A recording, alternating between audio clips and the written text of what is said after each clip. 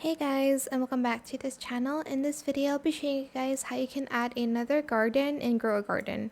So for instance, your garden is full and you need to have like another plot, I guess. So to do that, as you can see, my garden isn't full because I don't really play this game that much, but if you go here, there's save slots, view.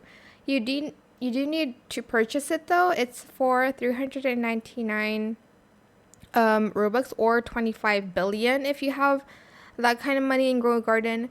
So just select this or select that, and then you'll have two slots, I guess. So like one empty slot later, but I can't show you guys because I'm not going to purchase it. But yeah, that is how you can have another like slot on Grow a Garden.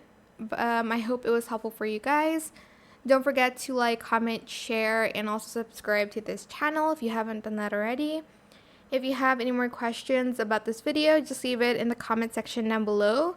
I will try my best to answer them all for you guys.